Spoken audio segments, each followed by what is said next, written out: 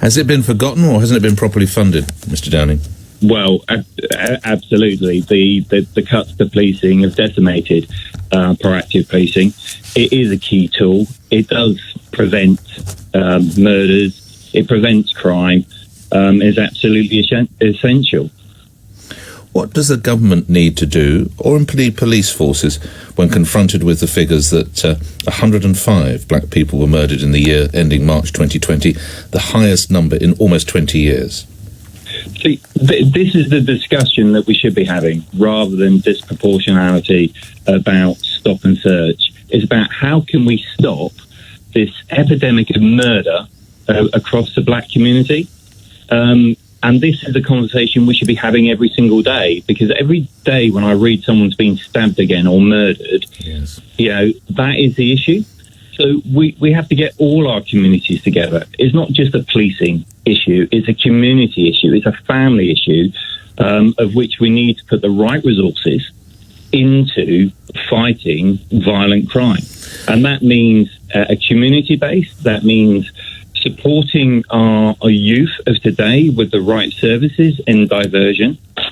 It means actually stop wasting money in other areas and actually put it where we need it.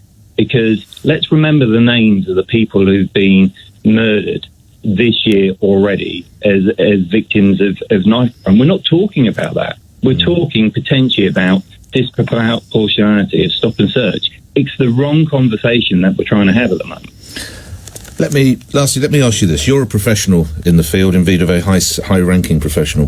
The murder rate in England and Wales started to rise after years of decline from 2014. At that time, Mr. Downing, there was someone called Theresa May, who was Home Secretary, and she said that stop and search was discriminatory, and she asked for it to be scaled down. I want to link those two together. Is that fair? I think it's part of the debate to be had. Absolutely.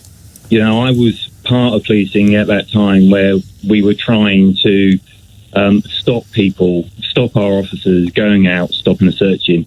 That gave untold damage to policing, 100%, because officers have lost the confidence as well to do that. And with all, stop and search is scrutinised more so probably than any other tactical option power that the police use, and quite rightly so, because of potential bias that is perceived across our communities. But the skill of the officers was damaged at that point as well. We'll leave it there only for time reasons. Nick, thank you. Nick Downing, you were a commander in the Met, and you were Assistant Chief Constable for both Kent and Essex Police.